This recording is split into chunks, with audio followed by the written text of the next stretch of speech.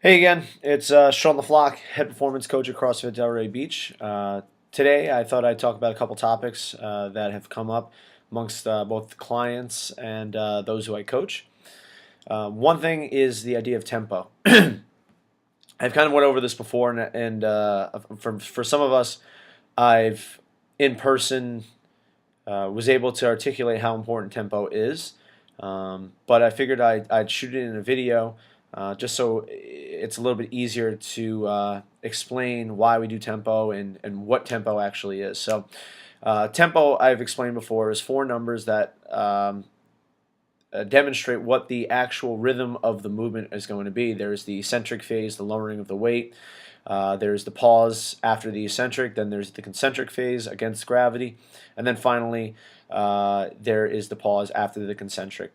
So, first of all, people often get confused on whether they start at the first number or the third number, and I thought I addressed that first. So, something that came to me the other day when I was explaining this to somebody is that pulling movements, the deadlift, pull-ups, ring rows, bicep curls, pulling movements will start on the third number. So if you are counting from left to right, 1, 2, 3, not the number 3, the third digit in the tempo. If you're doing pulling movements, it's going to start there. Okay, so if it's an X there, that's an explosive movement. Then from there, you would continue on going to the right, pause afterward, and then you would come back to the beginning, reading the tempo as it's written. But the reason why that is because obviously when you're pulling something, you're not actually going with gravity, which would be your first number. You're going against gravity, which would be the third number. And then you would continue reading the tempo as prescribed. Like I said, this is movements like the deadlift, the pull-up, the bicep curl, ring rows, pulling movements against gravity.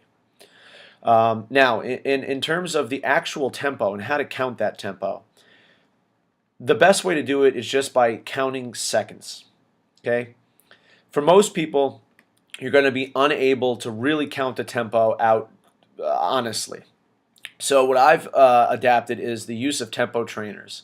So I have like a little, it's by Finis, Finis, tempo trainer. You can get them for about $20 online, and literally all it does is it beeps.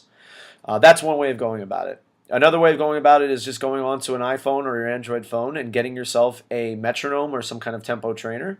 You can either leave that in front of you on your phone, or you can actually, I've heard people plug their headphones in and then just stick the buds in their ears so they can hear the tempo playing. But that is the ultimate way to keep you accountable for the tempo.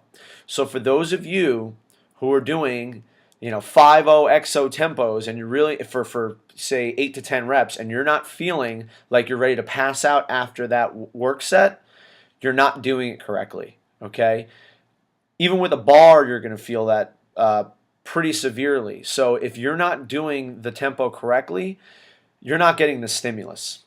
And a lot of you are saying, listen, I want to make these workouts harder, etc. I'm like, listen, if you stick to the tempos correctly, the workout is hard enough.